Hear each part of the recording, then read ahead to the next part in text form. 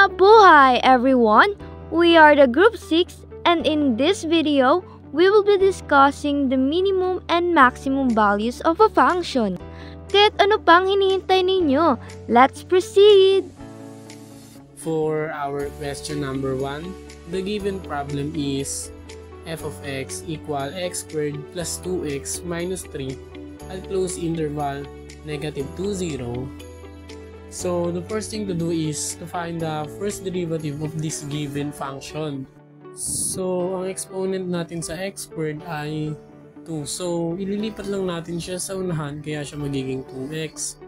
Then, sa kabila ay i-bring down lang natin yung 2 since x lang na nakalagay. Ang ating first derivative function is f prime of x equal 2x plus 2.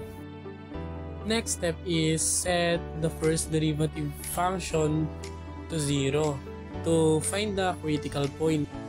After natin siya makuha ay ita-transpose natin siya kaya siya magiging 2x equal -2. Then after that is i-divide natin sila both sides sa 2. Dahil nga dinivide natin sila both sides sa 2 ay makakancel na yung nasa left side. And ang matitira na lang is x. Kaya ibababa natin si x. Then, next ay i-divide lang natin si -2 kay 2 and ang magiging sagot is -1. Kaya ang magiging critical value natin is -1. The next step is to find the critical point. So, kanina is critical value hinanap natin. So, the critical value natin dito is -1. So, siya ang magiging value ng x. Then, babalikan natin yung una nating function, which is x squared plus 2x minus 3. Then, ilalagay natin siya dito. Then, substitute natin si -1 sa mga x. So, f of -1 equals -1 squared plus 2 times -1 minus 3 is equals to -4. Ang next na hanapan naman natin ng critical point ay yung -2 na nasa taas. Isa-substitute lang ulit natin si -2 sa mga x. F of -2 equals -2 squared plus 2 times -2 minus 3, which is, the answer is -3.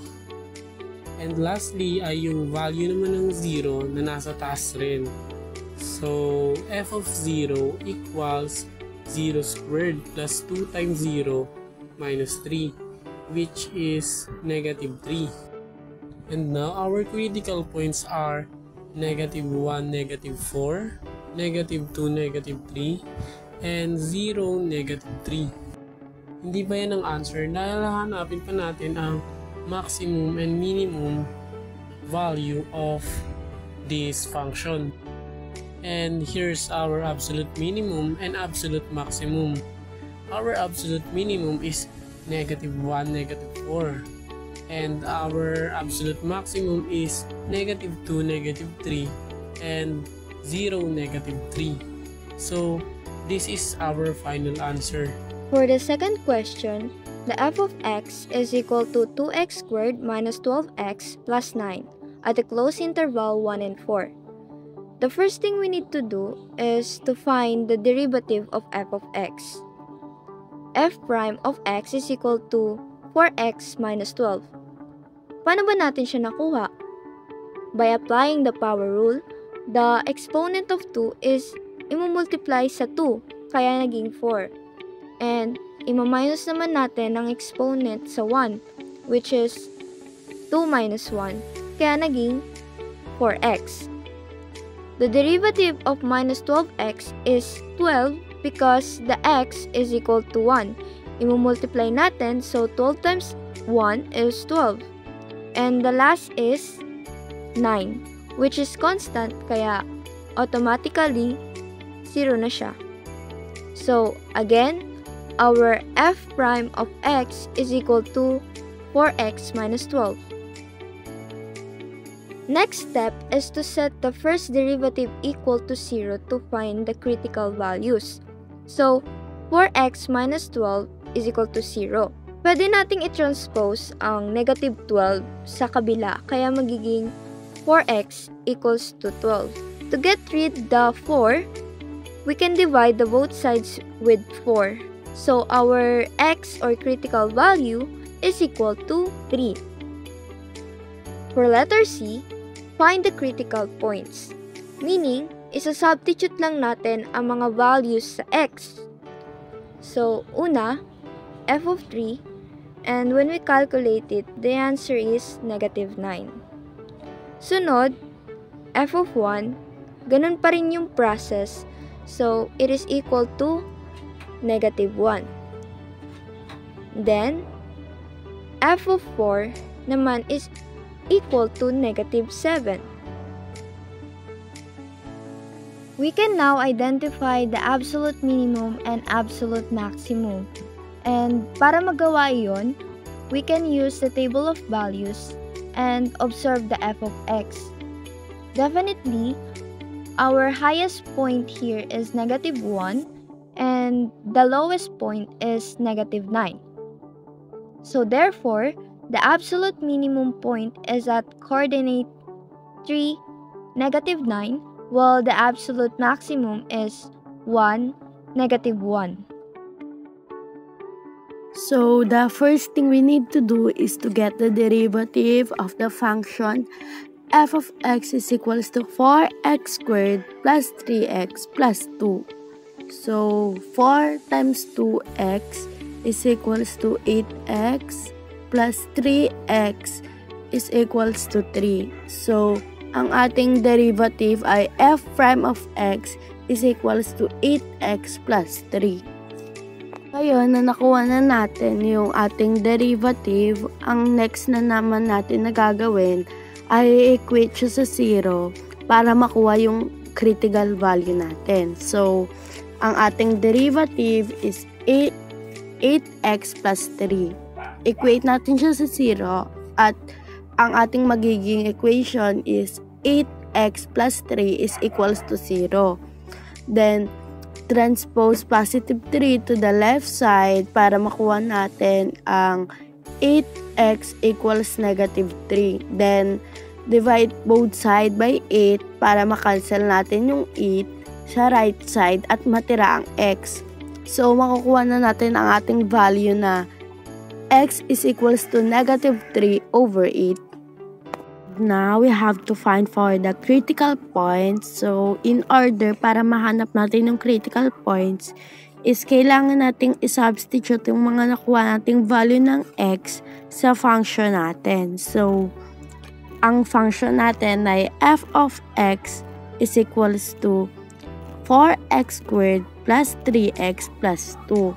So, yung value ng x natin ay x equals negative 3 over 8, x equals negative 1, and x is equals to 0. So, ang una muna nating isa-substitute ay x is equals to negative 3 over 8 sa ating function na f of x is equals to 4x squared plus 3x plus 2. So, magiging f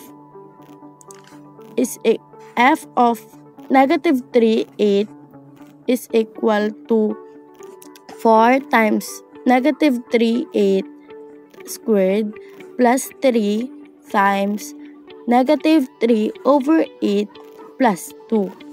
So, ang makukuha natin ay is equal to 23 over 16.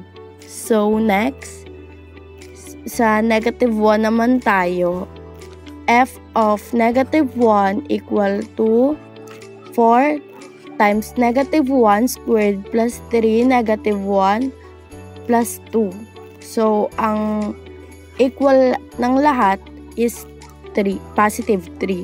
So, sa 0 naman tayo, f of 0 is equals to 4 0 squared plus 3 times 0 plus 2. So, ang magiging equal niya is positive 2. And dahil ngayon na nakuha na natin yung mga critical points ng ating value is gagawin na natin siyang table para makita at mahanap natin ang absolute minimum at absolute maximum. So, value natin, i-input na lang natin lahat ng value ng x natin at lahat ng value ng f of x natin. Negative 3 over 8, ang f of x niya is 23 over 16. Negative 1 is positive 3 at 0 is positive 2. So, observe na lang natin kung ano yung pinakamababa niya para ayon pinakamababa at pinakamataas niya at ayon ang magiging absolute minimum at absolute maximum niya. So, in our case, ang pinakamababa is 23 over 16. So, siya ang ating absolute minimum at ang ating absolute maximum na pinakamataas ay positive 3. So, ang ating final answer is 23 over 16 at x is equal to negative 3 over 8 ang ating absolute minimum. So, ang ating absolute maximum naman is positive 3 at x is equals to negative 1 ang ating absolute maximum. Yes, that's it. Thank you. For number 4, we have f of x is equals to x cubed plus 4x squared plus 4x minus 9 on the interval of negative 3, negative 1. To find the absolute extrema of the function, first we need to find the derivative of the function, which is f prime of x is equals to 3x squared plus 8x plus 4. Next, we set f prime of x to 0 to find the critical values. 3x squared plus 8x plus 4 is equals to 0. Since the leading coefficient is not 1, we can't directly use simple factorization, but we can still do so by grouping. 3x squared plus 6x plus 2x plus 4 is equals to 0. Now we group the terms. The quantity of 3x squared plus 6x plus the quantity of 2x plus 4 is equals to 0. Pwede na natin silang i-factor ng magkahiwalay. 3x times the quantity of x plus 2 plus 2 times the quantity of x plus 2 is equals to 0. Now we have common factor of x plus 2. The quantity of 3x plus 2 times the quantity of x plus 2 is equals to 0. Now we set each factor equals to 0. 3x plus 2 is equals to 0 and x plus 2 is equals to 0. And by solving these equations, we get x is equals to negative 2/3 and x is equals to negative 2. Since ang derivative ng function natin ay polynomial function, define siya for all real numbers. Therefore, ang critical values ng function are x is equals to negative 2/3 and x is equals to negative 2. And for the next step, hahanapin natin ang critical points. To find that, we evaluate the function at the critical values and endpoints, which are negative 3, negative 1, and the critical values are negative 2/3 and negative 2. F of negative 3 is equals to negative 3 cubed plus 4 times negative 3 squared plus 4 times negative 3 minus 9 is equals to negative 12. F of negative 1 is equals to negative 1/3 cubed plus 4 times negative 1 squared plus 4 times negative 1 minus 9 is equals to negative 8. F of negative 2/3 is equals to negative 2/3 cubed plus 4 times negative 2/3 squared plus 4 times negative 2/3 minus 9 is equals to negative 275 over 27. F of negative 2 is equals to negative 2/3 negative 2 cubed plus 4 times negative 2 squared plus 4 times negative 2 minus 9 is equals to negative 9. And for the last step, we now identify the absolute extrema of the function. Since the highest value is negative 9 at f of negative 2, and the lowest value is negative 12 at f of negative 3, therefore, the absolute maximum is negative 9 at x is equals to negative 2, and the absolute minimum is negative 12 at x is equals to negative 3. And the given function for number 5 is equal to 2x cubed plus 6x squared minus 18x plus 5. And the given interval is negative 5 and 2.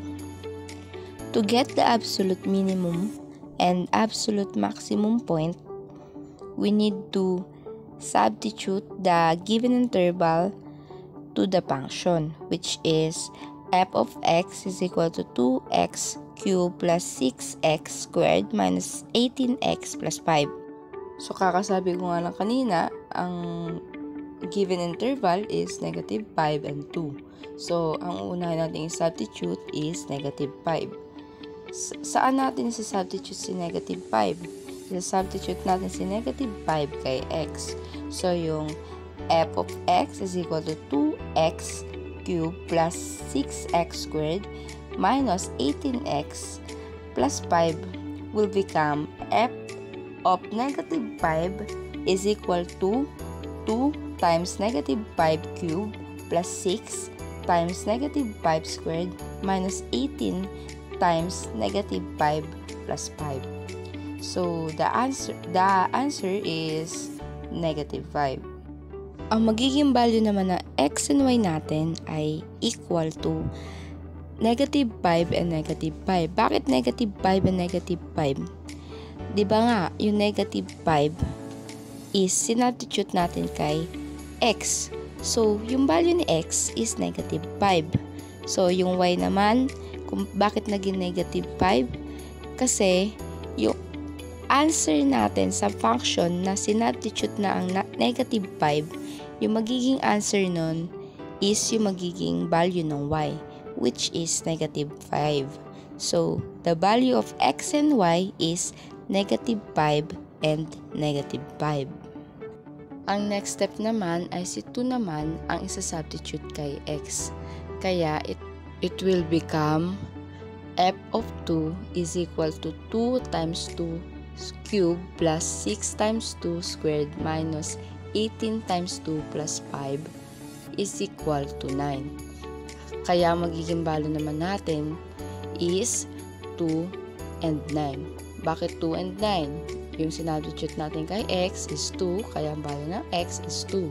Si 9 naman, bakit naging 9? Kasi ayun yung final answer natin sa sinubstitute natin kay 2 sa function.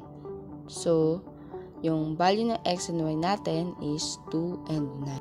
So, ang magiging absolute minimum point natin is negative 5 and negative 5.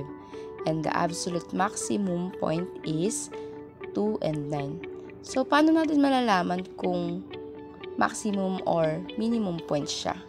Maximum or minimum point siya.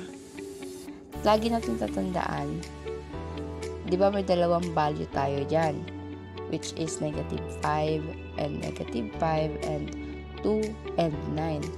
Ang y nila is negative 5 and 9. So, ang malalaman natin na kung maximum point sila kung mas malaki yung value ng y nila. Which is 9. Yun ang dito. Mas malaki siya kaysa kay negative 5. So, magiging absolute maximum na point natin is 2 and 9. And yung negative 5 and negative 5, matik magiging minimum, absolute minimum na siya. And to find the critical value naman, we'll need to get the first derivative of the function, which is the function is f of x is equal to 2x cubed plus 6x squared minus 18x plus 5. So, ang derivative niyan ay f of prime x is equal to 6x squared plus 12x minus 18. So, alam naman natin kung paano na sila kung paano sila naging derivative. So, yung 6x squared plus 12x minus 18, equate lang natin kay 0. So, before na equate natin siya kay 0, kailangan muna natin siyang i-factor out. So, ipa-factor out natin siya. Paano nga ba mag-factor out? Hahanap tayo ng LCM nila. Ang nahanap natin LCM is 6. Bakit 6? Kasi si 6, pwede siyang i-divide kay 6, kay 12, kay 18. So, siyang magiging LCM natin. So, kapag pinactor out siya, magiging 6 times x squared plus 2x minus 3 is equal to 0. So, kapag kinalcule mo rin yan, ang magiging kakalabasan din yan is 6x squared plus 12x minus 18 is equal to 0. So, factor out pa natin siya. So, paano? Maghahanap tayo ng multiples ni negative 3 na sum ni positive 2.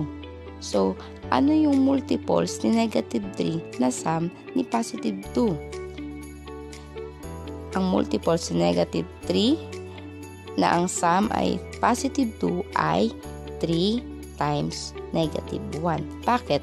Kasi 3 times negative 1 is equal to negative 3. So, multiple siya ni negative 3. Tapos, 3 plus negative 1 is equal to 2. So, sum siya ni 2. So, ang magiging sagot na natin is 6 times x plus 3 times x minus 1 is equal to 0. So, equate na natin yung both expression kay 0, which is 6 plus 3 is equal to 0. Tapos, 6 minus 1 is equal to 0. So, alam naman natin kung paano na mag-solve for x, diba? So, si 3, itra-transpose lang natin sa kabila. So, magiging x is equal to negative 3. Bakit naging negative 3? Kasi pag tinranspose natin si 3, positive 3 sa kabila, magpapalit siya ng sign, which is negative. So, magiging x is equal to negative 3. So, ganun din kay x minus 1 is equal to 0. Itatranspose din natin si negative 1. So, pag tinranspose natin siya sa kabila, magiging positive 1.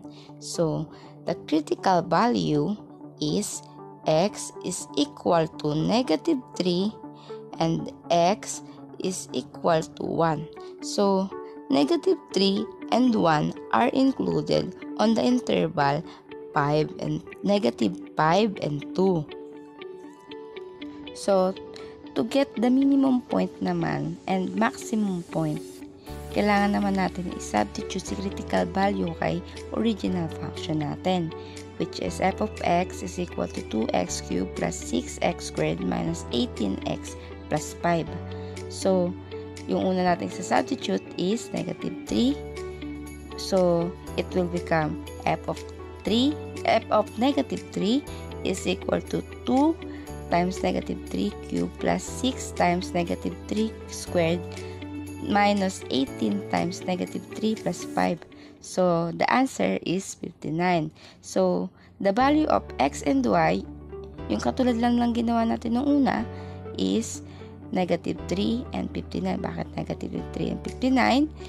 Kasi yung value ng x is negative 3 and yung value ng y, yung final answer ng function na sinubstitute na natin yung value ng x, which is 59. So, the value of x and y is negative 3 and 59.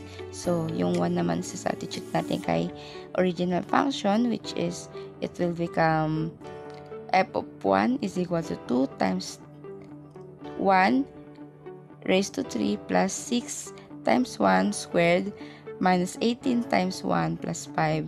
And the final answer is negative 5. And the value of x and y is 1 and negative 5. And sinabi ko kanina kung paano makukuha si maximum. Diba? So, the maximum point is negative 3, 59. And the minimum point is 1, negative 5.